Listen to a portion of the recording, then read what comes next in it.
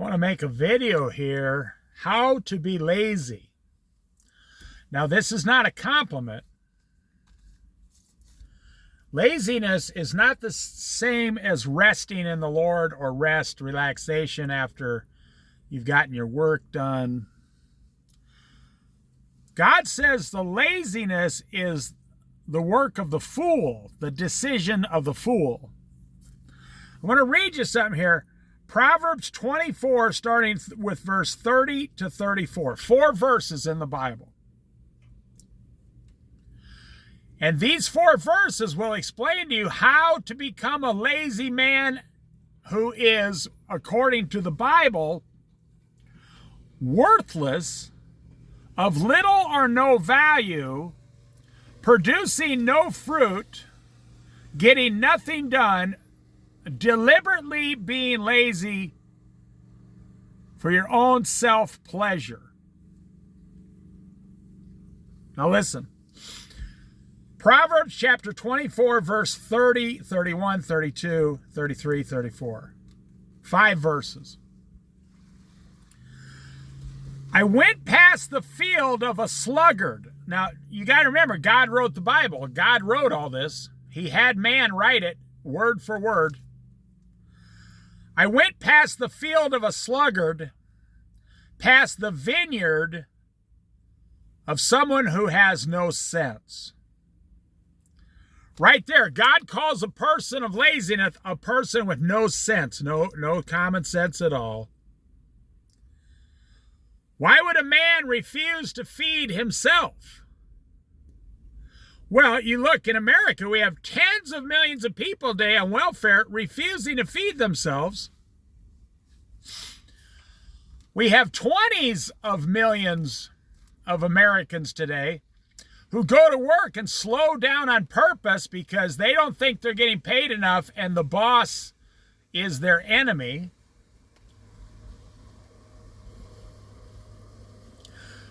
I went past the field. Okay, what is a field? That's a place where you work. That back then they didn't have a lot of businesses back then.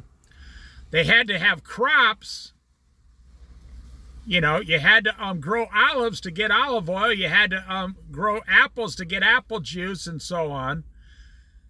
Your main place of employment back then was something on the farm, in the field, or the butcher, or the sea, the fisherman. So the wise man, God, is saying, I went past the field. Have you ever thought that God walks past your field when you're not there? That should send shivers up your spine. Unless you're on the right side of God. Then it should make you happy. But just the fact that God would walk past your field. Do you ever think God comes to see you while you're sleeping and look around inside your house, your farm, your trailer, your fifth wheel, you know, the gutter you're living in, and he's looking at you, his child, or his potential child, saying, this man has completely given up and given his hands and feet and mind and soul over to lazy sluggard and foolishness and no common sense. So wherever your work is, that's what the field is here. God, I went past the work of a sluggard, past the vineyard of someone who has no sense. Right there, God just called you 2 names to your face. What are you going to do about it? You going to call God and challenge him to, you know, an arm wrestling match? No. Is God asking for permission to come by and look at you? That's what most people don't understand. They're like, I think God is rude. He didn't ask to come into my house. God didn't have a warrant from a judge to come into my house like that. God owns everything. He doesn't need a warrant. When Jesus comes back at the end of the 7-year tribulation, he's going to speak a few words and the earth is going to start boiling and like fire in a fervent, uncontrollable heat. Tens of thousands of degrees, the earth will melt back to where it was before. God's not asking your permission. God's trying to love you and wake you up because he loves you before it's too late. And you die outside of his son Christ and spend eternity in hell. Even worse than that, today we have lazy Christians. They say, hey, Lord, thanks for saving my soul. I think I'll slow down and take it easy now. Now, the man who had like triple his crops that year, he says to God, I know what I'm going to do. I'm so wealthy now, I'm going to tear down all my old barns and build new barns, put all my new crops in it, and take it easy. I'm going to lay up and take it easy for a few years and relax. And that made God angry, and God said, you fool, you lazy, no good fool with no common sense. Tonight, I will demand your very life. God never gives something for us to do nothing. Ooh, really? Seriously? Question mark. If you're surprised about that, I'm not. Your parents never give you money to just do nothing. They say, go to the store and buy mommy a loaf of bread.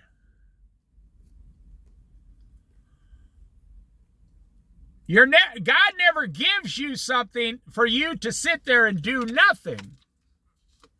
That would anger God Almighty. And what God says is he tests you with a little bit to see if you'll be faithful with a little. Those who are faithful with a little will be given much. Now, he's talking about earth versus eternity, but it works on earth too. God says, if I can trust you with $1,000 on earth, then I might give you $5,000. And if you're trustworthy with that, I might give you $10,000. And if you're trustworthy with that, I might put you in charge of the entire church. But honestly, 95% of people are not trustworthy with $1,000. Okay, verse 30. I went past the field of a sluggard, past the vineyard of someone who has no sense. Verse 31. Thorns had come up everywhere. The ground was covered with weeds, and the stone wall was in ruins. The wall was even fallen down. You can build the best wall on earth. Just ask an Irishman or a Scottishman. They got those fancy walls over there. You can build the strongest wall on earth if you don't maintain it. The weeds, the roots in the weeds will tear apart the bricks and bring the wall straight down. It's a metaphor, but it's real life. The weeds will tear apart your work. So listen, do you realize you lazy people, sluggards, are living in thorns and you don't even know it? You ever wonder why life is so hard? Because while you're laying there taking it easy, the thorns are growing up around you.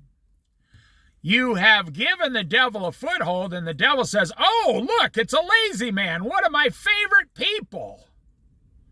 I'm going to use this lazy man to see what God will do and see how God will respond. Now, God is in full control, don't get me wrong. But the devil's going to use your laziness to make those thorns choke off your very life. He's going to use those thorns to choke off your life. And you'll be laying there in a lawn chair going, oh man, I'm so comfortable. Honey, Ma, can you make me a grilled cheese sandwich and some of that lemonade I like?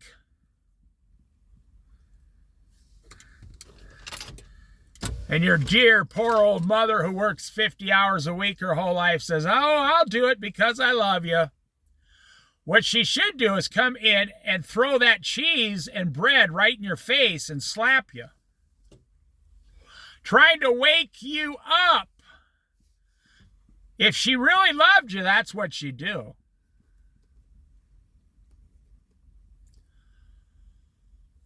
This lady called this financial program, and there were two 38-year-old sons living in her house in the basement, her and her husband. She wanted to know when was the proper time to force them out of the house to get jobs and get their own apartment. The financial expert said, when's the right time? 15 years ago. When they're 20. When I was 16, I was telling my parents about my plans to move out. They were trying to get me to stay longer. But today, the parents are trying to kick the kids out, and the kids are trying to stay longer. And this is a true story. 40% of parents give their children up to $1,500 a month now to stay out of the house on their own. That's one lazy kid, I'll tell you that. But there are lazy baby boomers, there's lazy millennials, there's lazy middle class people, there's lazy rich people, and there are lazy poor people. Thorns had come up everywhere. The ground was covered with weeds, and the stone wall was in ruins. When you stop working, tomorrow your work becomes twice as hard. One of my heroes on this earth, he's like 5'1", a school teacher for 38 years, grade school, nicest guy I ever met, a Christian, helped his parents. I mean, he did everything God wanted him to do. He had a wife, 2 daughters. He worked 3 jobs to put both of his daughters through college before they were even out of middle school.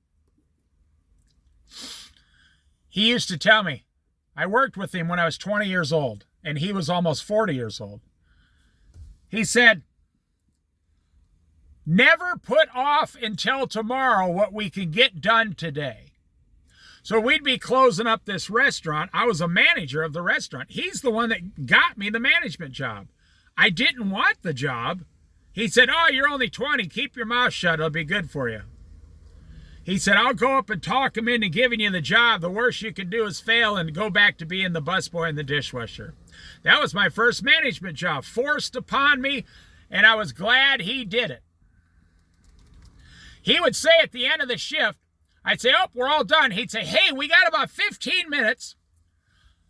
Let's each pick 3 small things we can do really fast before we leave that'll help the crew come in the morning. I said, well, okay, I guess we could leave him a nice note. He said, okay.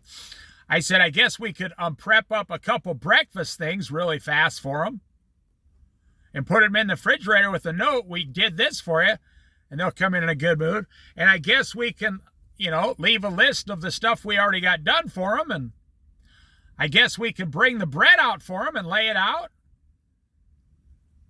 That was his motto. Do 3 more things and tomorrow will always be easier. This guy was amazing. But the lazy sluggard, no common sense. The thorns are growing up, and when you go to get up out of that easy chair of yours in front of the TV, that's why your bones go creak, ow, I got a cramp in my leg muscle because you've been sitting for too long. I know 90-year-old farmers still on the tractor going back and forth. They're in better shape than a lot of people today. And they're still driving a tractor from the 1960s. And then the lazy, grandson goes down the road in a $1 million combine with air conditioning, TV, a VCR, oh my gosh, complaining about how hard he's got it on the farm.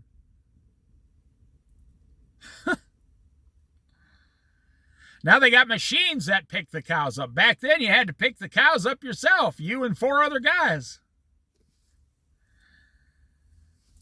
Verse 32, I applied my heart to what I observed and learned a lesson from what I saw. I had a man ask me once, how come you've never done drugs? I said, because I watched you do them. You're like 4 years older than me, and I saw it ruined your life. And I learned my lesson from watching you.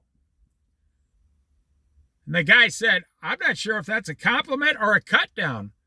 I said, oh, it's not a compliment. You showed me how not to live. We've talked about it several times. You could have stopped doing drugs. You could have stopped doing all these things.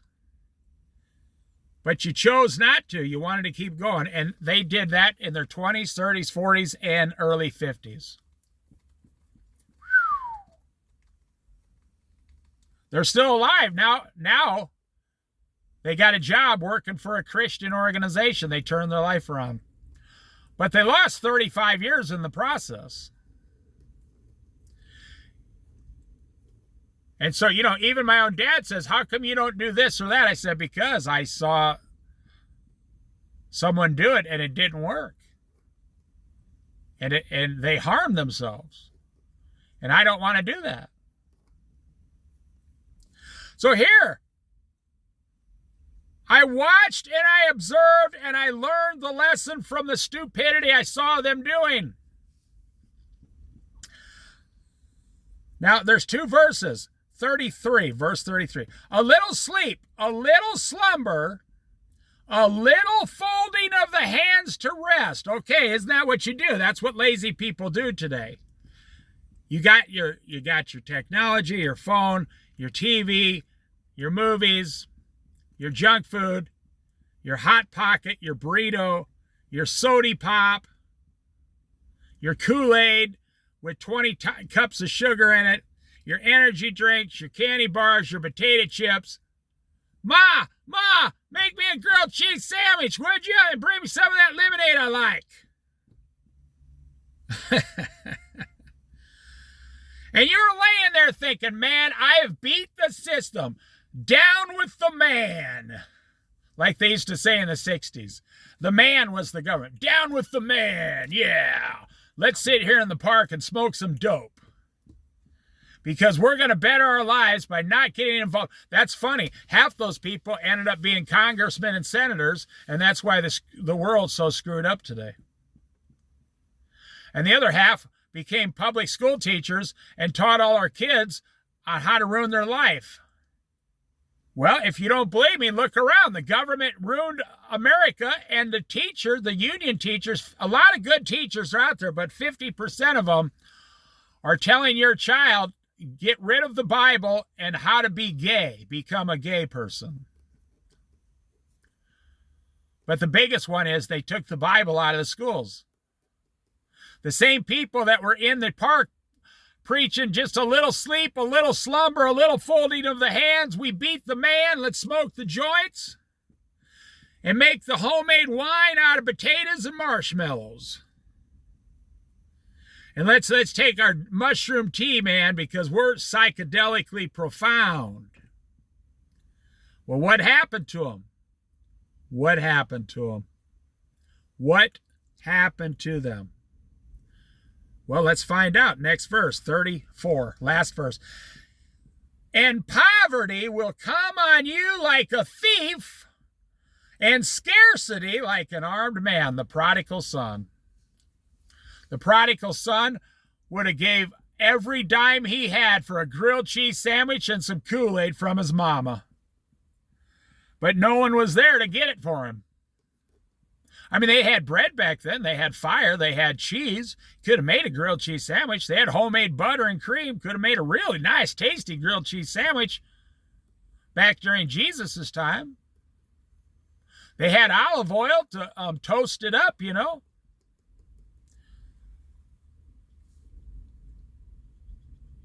I went past the field of a sluggard, past the vineyard of someone who has no sense. Thorns had come up everywhere they were. The ground was covered with weeds, and the stone wall was in ruins. I applied my heart to what I observed and learned a lesson from what I saw, the stupidity. A little sleep and a little slumber these people were doing. They were folding their hands a little bit to rest. And then poverty came on them like a thief, and scarcity, they lost everything they had like an armored man had just robbed them. That's how the Bible says how to be lazy. But are you ready for the consequences? Are you ready for the consequences of laziness? A little folding of the hands. Soon poverty will come upon you. Soon scarcity, like the prodigal son left with a lot of money. His father was wealthy. His father gave him the share, and he had a lot of money. Let's say he had $500,000 compared to today's society. Young man, maybe 22 years old. Young man going, I'm good. Oh, yeah, I know more than my dad. Comes home 10 or 15 years later, 8 years later, without even shoes, no food. His shirt was probably ripped and torn and all dirty. He probably smelled like one of the hogs that they despise, because Jews don't eat pork. So they weren't growing hogs. This man had defiled his life in every possible way because he wanted a little sleep, a little slumber, a little fun, just a few loose women, a few jugs of wine, maybe some finely crafted beer. Maybe he was a low-level drinker like 7-Eleven Boone's Farm. They used to sell that when I was a kid, $1.99 a bottle. That stuff was like turpentine.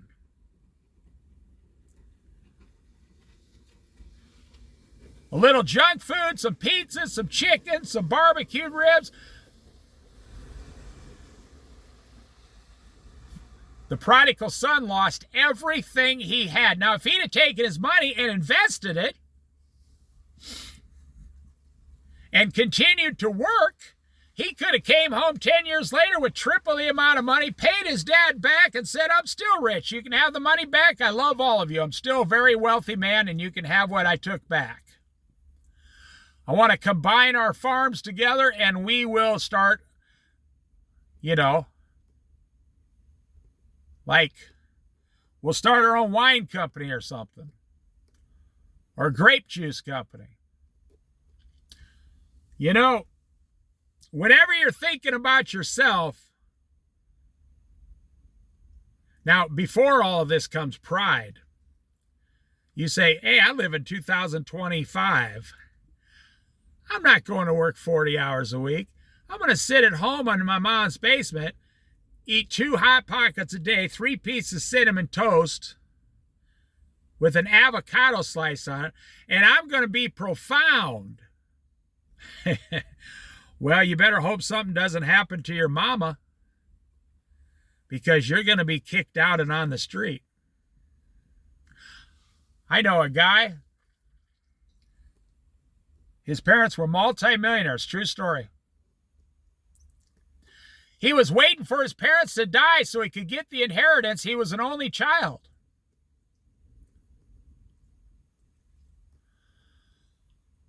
And he had a pretty lazy job in life. There was no physical labor to it. He went to college for, I'm not going to say what it is, for some real lazy outdoor job. And it was like a job that most people would do on the weekend as like a sport, something fun. And he had the laziest job I've ever heard of. And he was getting paid some pretty good money, like $28 an hour plus tips. And his parents outlived him. They lived into their 80s, and he died in his 50s.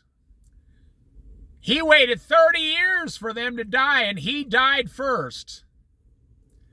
And they gave all their money to charity because it was their only son. And God took care of that. I'm telling you, that's how it works. This man had a plan. As soon as my parents kick over, I'm going to get about $8 million and just spend the rest of my life doing any kind of lazy thing I want. And he died before I had another friend who used to, I'd say, how come you only work 3 days a week? He was a bartender. He only worked 3 days a week. How come you only work 24 hours? No, actually, he only worked 18 hours a week. And he was in his 40s and then his 50s.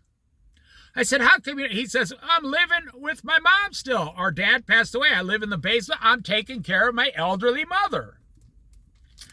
I said, you're so full of crap. You make the cows look clean. You make old Betsy there smell like a daisy. You're so full of crap, man. And he was one of my best friends, and he would laugh at me. I said, I hate to tell you, I think you're just lazy. He had no wife, he never got married, never had any kids. Guess what? His mother is still alive today. She's like 95 years old, and he died 7 years ago at 59 years old. So the truth came out. Who was taking care of who? His mother was taking care of him. And he was one of my best friends when I was younger. You see, a little sleep, a little slumber, a little folding of the hands to rest, and you think you're beating the system. You're beating the man. And poverty will come on you like a thief, and scarcity like an armed man. And guess what? If you're ever have gone like 20 years without working, I never have. I know a lot of people who have. I work every day to this day. I mean, I make videos. I go around. I worked 40 years of my life, and then I retired. For 15 of those years, I worked 70 hours a week. I was working with my dad at 10 years old. That's just how it was. I enjoyed it. I didn't complain. I liked working.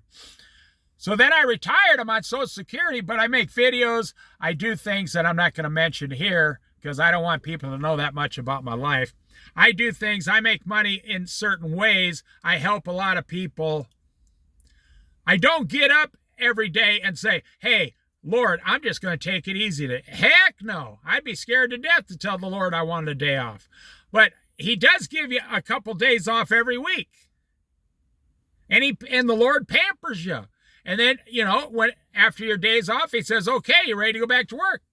Let's go, buddy. We got a lot to do. The disciples said, oh, Lord, we're so tired.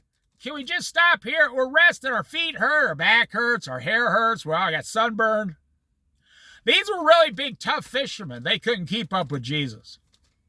And Jesus says, hey, look, the sun's still out. We got to keep going, man. We're going to walk 10 more miles to the next town. While it is daylight, we must work. A time is coming when darkness and night is coming where no man will be able to work. We got to work right now. Let's go. Come on. Now, Jesus knew how to rest. He knew how to go to a festival. He knew how to be invited to a dinner and lay back and enjoy the food and the people. He wasn't lazy. So, he says, I'm working this day, and my Father is working even to this very day. My Father works every day.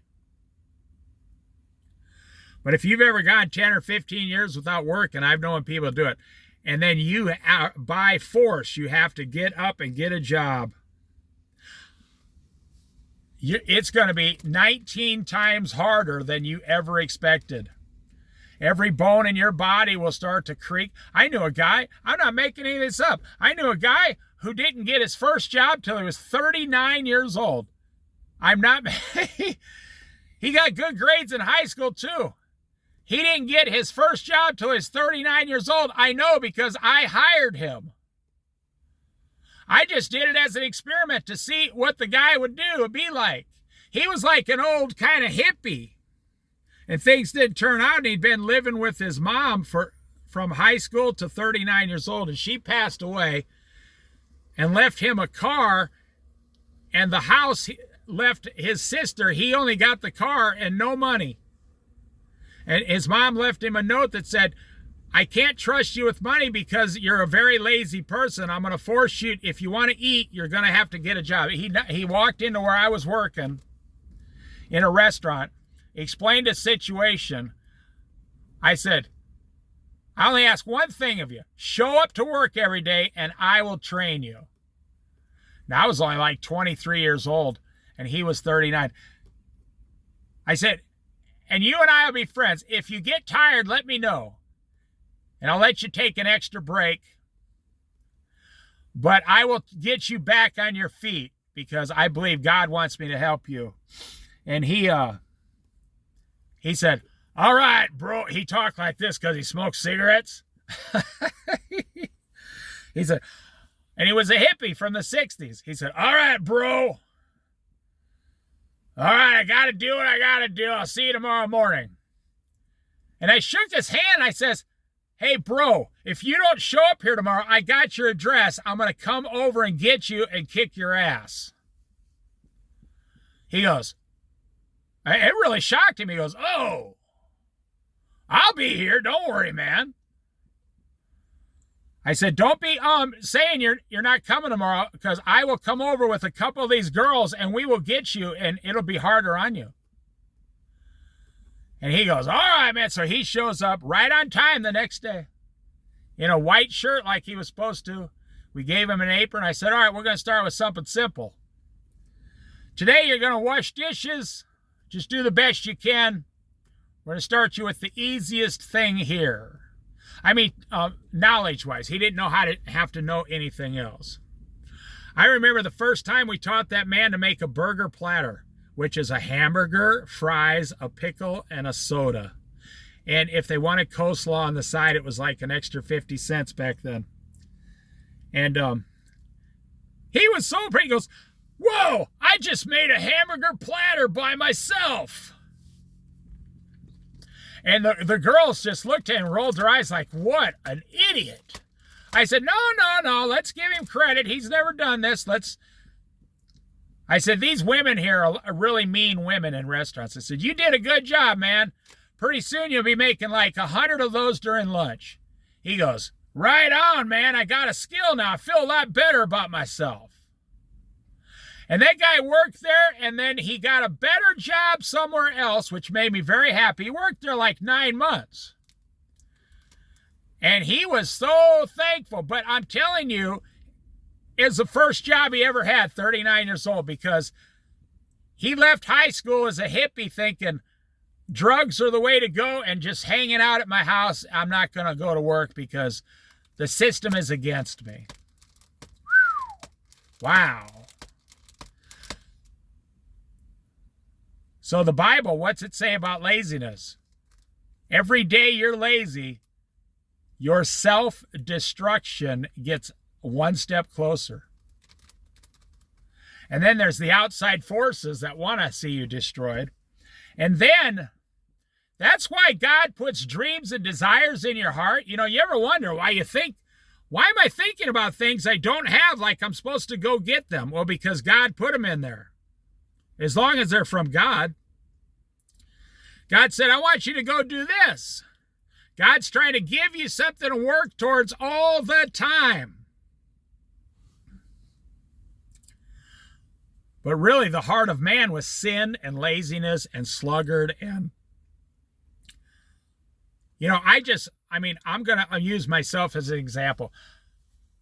The last area I had to give to God was the food I eat. I ate because I'm not making an excuse, but because I was in restaurants for a long time. And then I ate a lot of junk food.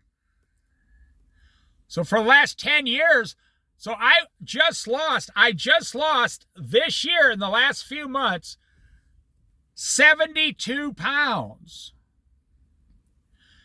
And I'm a very energetic person. The last thing I did in life, I finally lost the weight. It was really amazing. This morning, I says to my wife, hey, I'm going to try to put on this sweatshirt thing.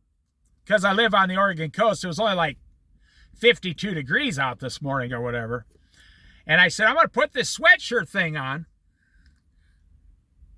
She said, well, that doesn't fit you. Remember, that's the one that doesn't fit.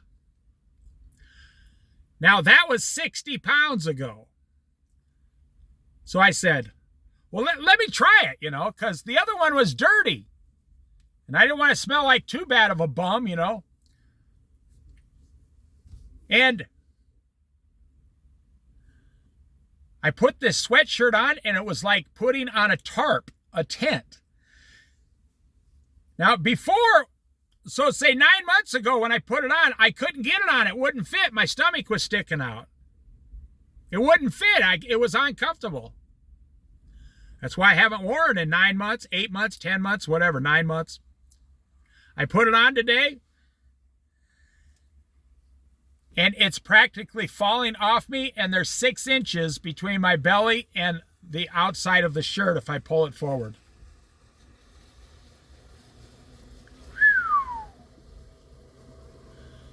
So think about it. Losing 72 pounds, my clothes are falling off me now, and in about 10 more pounds, I'm going to have to go buy new clothes, which is good. But that's because I finally gave that last area of food to God, and I stopped being lazy about my food choices. Now, and boom, I'm no longer overweight like most Americans because God did the work through me. God gets the credit, not me, but I was so amazed this morning how this sweatshirt's just fallen off me. I can't really wear a belt. I had to buy a couple pairs of suspenders because I haven't bought new pants yet, and my pants are 7 inches. I am 7 inches smaller than my pants now. Yeah. That's how much I lost just on my waist, right at the hip. My lower back, and around the lower part of the stomach, I'm 7 or 8 inches smaller. So I figured I lost an inch every 10 pounds. So 72 pounds, 7 inches. When I lose 8 more pounds, 80 pounds, 8 inches. And I'm telling you, when you're lazy, so let me leave you with this. It happens little by little. The enemy sneaks up on you. The devil, the spirits of the Antichrist, there are many of them. They sneak up on you. And you wake up and go, hey, it's been 5 years. What happened? What the heck happened to me? How come I'm running out of money? How come my dreams aren't being fulfilled? It's because you just took it easy a little bit at a time. Just a little bit, a little bit, a little bit. And scarcity overtook you like an armed man, and poverty came upon you like a thief.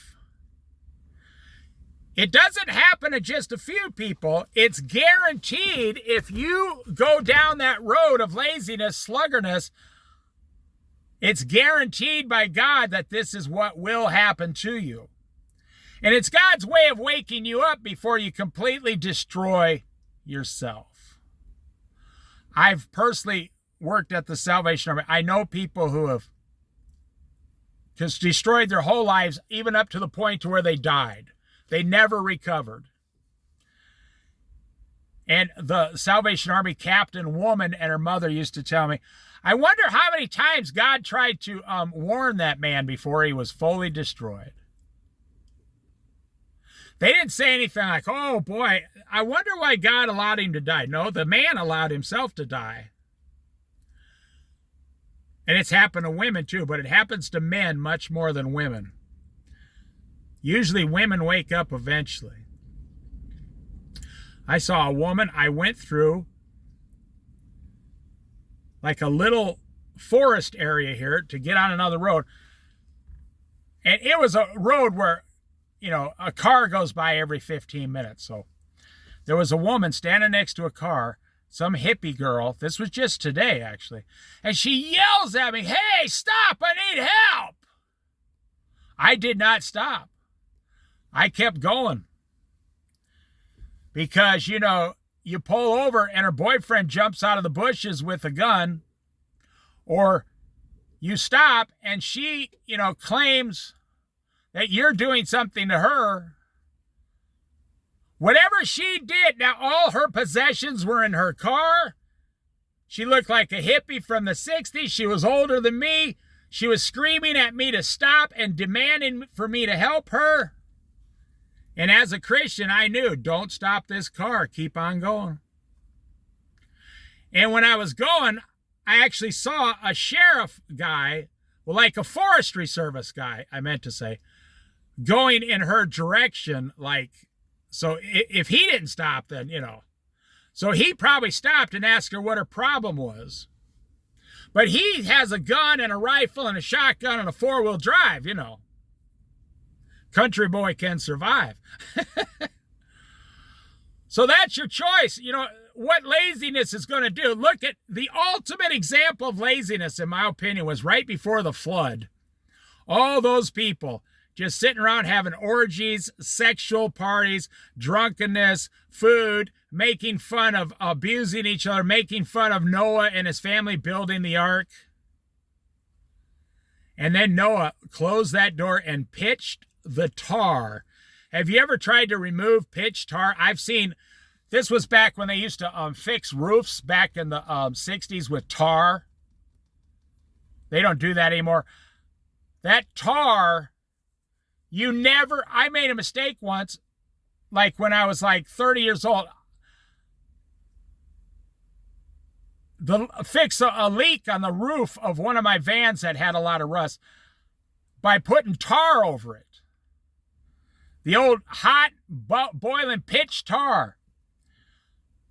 I never got that tar off that van. It never leaked again. That tar was the greatest thing. I couldn't get it off with a hammer and a chisel. That stuff was like worse than rock. It fixed the hole in my van, but it made it look real ugly up there. Well, Noah, he pitched the tar on that wood and closed that door, and guess what? When that stuff dried 2 or 3 days later, you couldn't have, if he had an elephant on there, it couldn't have moved that tar. That pitch tar just stays. And even 1 year at sea with the salt water didn't even affect that pitch tar. That stuff, when it dries, it makes super glue look like a wimp. And here it starts raining. Now, they were in a drought, like 100-year drought. And they started looking up going, hey, it's raining. Oh, praise the Lord, hallelujah, it's raining, yeah. Uh-huh. And then it started raining too much, and they started cursing God. And then they thought, hey, let's all run over to Noah's Ark and get saved. And it was too late. That's what happens when you die. It's too late to become saved. Outside of Christ, if you die, you'll spend eternity in hell. You can't, just like Noah's Ark, you can't get on the ark. They couldn't get on it. They were all drowned and destroyed. That's where you find all these animals, all these, you find a lot of these people, they say, hey, we found the skull of a caveman. No, it was probably someone right before Noah's Ark floating around on the earth and just settled somewhere. Like 6,000 miles away. The water covered the highest mountain on the earth for 1 year. Do you know the pressure that put on the earth? The weight of the water? Well, anyways, the point is, you're going to be lazy. If you choose laziness, it's guaranteed you will be destroyed. There's so many people on disability today, but they don't do anything. They just sit around all day. You can be on disability, but doesn't mean you have to be lazy towards God. You can still do God's work. You can still pass out Bibles. You can still go to church. You can still put Bible videos on the internet. You can still encourage everyone towards Jesus. You can still, if you're on disability, you can still teach your family the Bible, your children. But if you choose to be lazy, God says, I will destroy you. He's going to destroy you. Think about it. Think about it real hard.